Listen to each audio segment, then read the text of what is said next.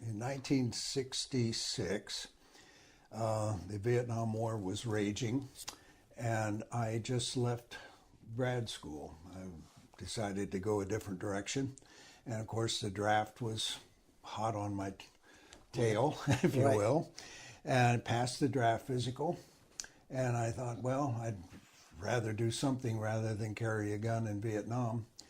So an interesting thing is I walked into the Navy first, and the recruiter was a rather disheveled gentleman who was straightening his tie, and he came up to say hello. And I said I'd be interested in knowing what I could do in the Navy. And his reply to me was, I can ship you out in 3 weeks. I said, well, what jobs might be available? He says, I can ship you out in 3 weeks.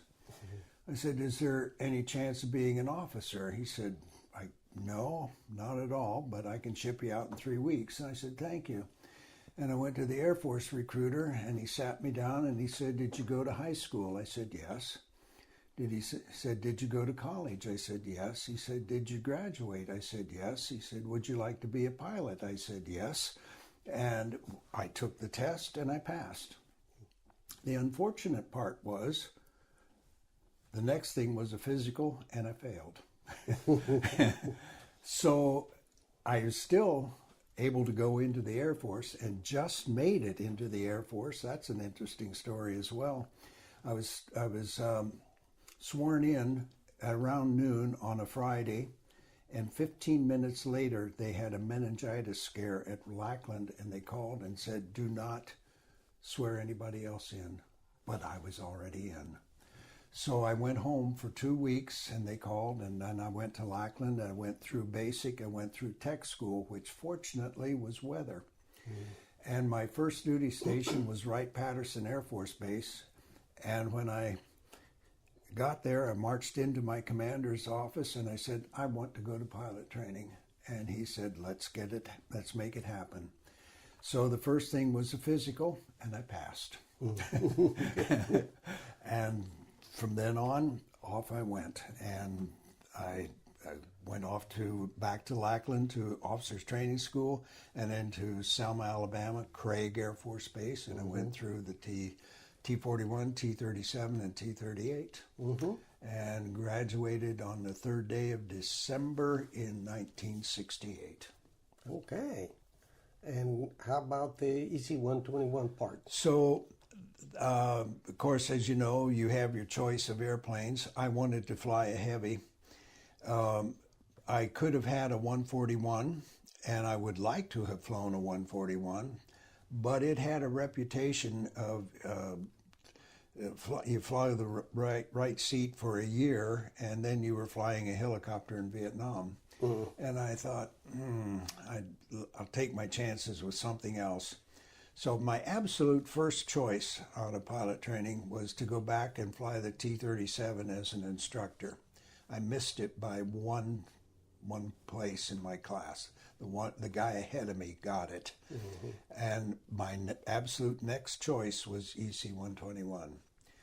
My first choice of station was Otis Air Force Base in Massachusetts. My second was Orlando, McCoy.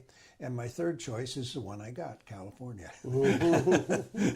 Travis?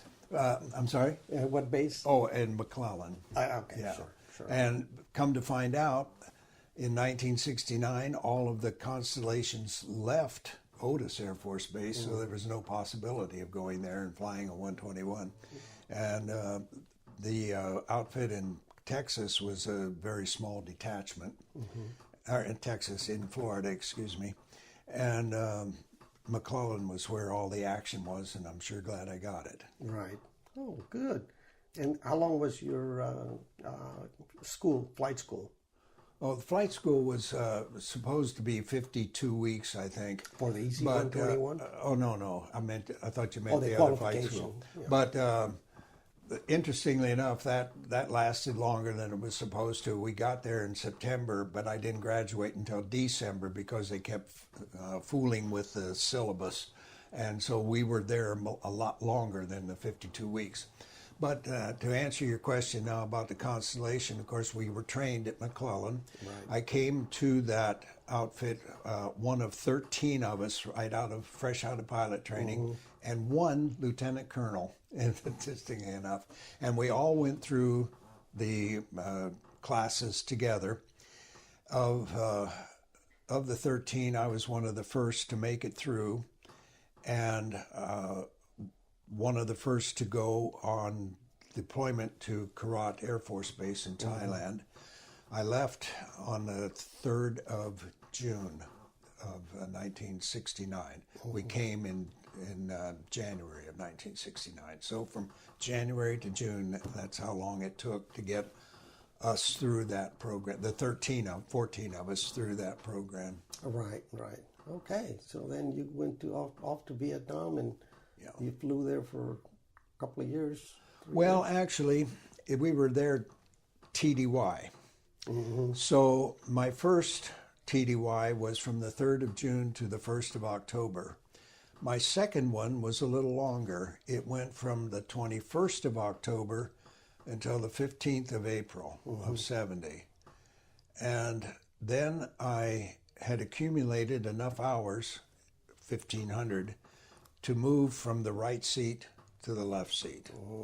So I came back and went through the upgrade training, and I was a first lieutenant aircraft commander, which was pretty good in those days. Right. Super. So the flight training, the FAM training for the EC-121 was at McClellan too? Was at McClellan. Okay. Yeah, they had, I think, 3 Constellations with no radar or no radomes on them, and those were the training aircraft that we flew. Good. And they took 2 of us at a time, and we would fly. Each of us would fly half the time. The other half we would be in the back, Yeah. just riding. Okay. And so altogether, how long were you in the Air Force? Altogether, a little over 7 years. 7 years. Okay. Well, it's a wonderful experience, and it's the museum is so glad that you're here to give this tour to people that come, because we don't know too many pilots of EC-121. There are not a lot of us left. Yeah. But we're a little long in the tooth. yeah, but no, it's wonderful that you have the time to come down all the way from Cool. Yes. And it's a long drive, but you do this for a whole day, and then go back home all tired probably and hot. Oh, tired. Right. Yeah. But it's a wonderful day. Go back feeling a lot better than I felt when I come. Right. No, yeah, I understand. It's a good day. Yeah.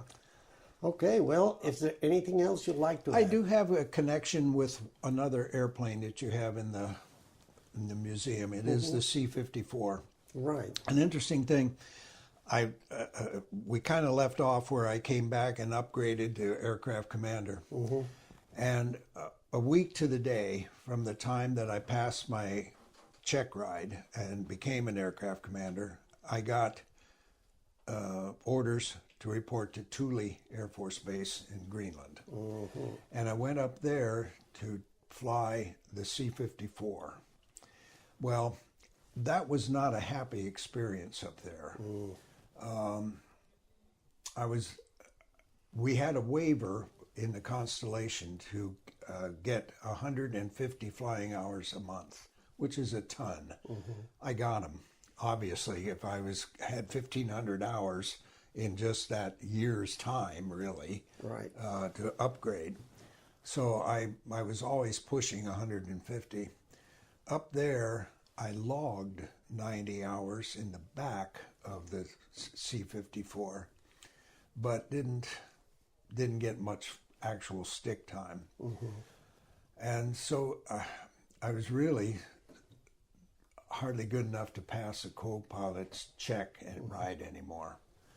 And my next duty station was at Otis Air Force Base to fly the C-54 again, rather than to come back to the Constellation. So they were very kind to me there, and they passed me on that check ride that they had to give me in order for me to process off of the Greenland base and onto theirs. And I went, and they worked with me, and I got quite a bit more flying time. And in less than a year's time, I went from not being able to pass a co-pilot check ride to being an instructor in the airplane. I was an instructor because our real mission was to fly the C-54 across the dew line. So we flew it up to Greenland, to Sandestrom, and we flew from Sandestrom up over to Barrow, Alaska. I don't know what it's called now, but it doesn't go by that name anymore. It goes by its original name that I can't pronounce probably. But anyway, that's what our trip was.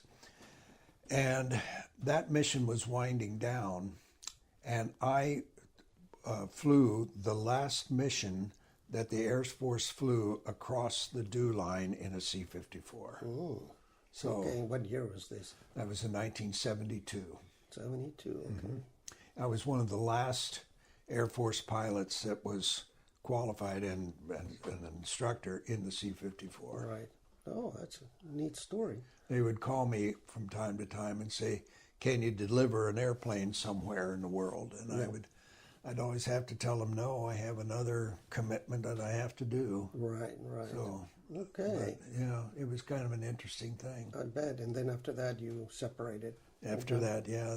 Well, then after Otis, then I came back to McClellan, and when you read about what the Constellation did in McClellan, in the war, Vietnam War, it usually says that we participated in Linebacker 1 and Linebacker 2. I participated in Linebacker 2. What I was supposed to be doing, because I was not going to be in the service long enough to warrant them spending the money to upgrade my top secret clearance to what I needed to fly the combat missions over there. Right. They didn't do that, so I ferried airplanes from Korea to Thailand, and then the broken ones from Thailand up to Korea to be repaired. Wow. So that was my job, and that was also a high time thing. We were always pushing 150 hours doing that. But for 1 week, I was taken off of that mission, and I flew out of Da Nang, and that is when Linebacker 2 was going on. And that really was the B-52s bombing Hanoi and Haiphong Harbor in order to get the peace talks going again. Right. And that's what that was all about. And that's when I was a participant in that. I flew out of Da Nang and over the Gulf of Tonkin. Every day, for that. pretty much? Every day. Wow. Yeah. Passing information, being the... Well, we were probably, I really don't know that much about the mission in the back, what they were really doing, but my guess is that they were helping keep the B-52s separated. Right. Yeah. Okay. Wow. Yeah. So that, and then my final tour with the Constellation was in Iceland. We went up there for only supposed to be 6 weeks, but it took me 8 weeks to get back. Interesting story. One of my friends landed at the Alternate, which was Scotland, and he landed, no problem. He reversed the propellers, and there one of the main wheels went down the runway ahead of him. The axle broke on landing. Oh, no. So I had to stay there because they were down an airplane. They were using my airplane to fly the missions. They didn't use me as a crew, but my airplane. And then they sent me to Scotland to fly that airplane out of there. Well, I was there in a hotel in Scotland for a week, and they never did get it repaired. And finally I left. Interestingly enough, they were going to replace the axle. They decided they couldn't do that. So the 141 went to McClellan, picked up a whole strut, flew that up to Iceland, picked me up and took me up to Scotland in order to fly. And then they were going to install the strut and I was going to fly it out. Wow. Well, that didn't work as well as they had hoped. And I never did find out how long it took them to repair that airplane, but Right. I'm sure it flew out. So they brought you back. An interesting story about that, though, that airplane that I had up there was tail number 121. And the airplane that we have here was flown by the reserves because it has the reserve sticker on it. And the reserves took tail number 121 to Karat, and they were taxiing out fully loaded when the axle on that one broke. Wow. And the wingtip scraped the ground and caught the airplane on fire. Oh boy. And it burned to a crisp.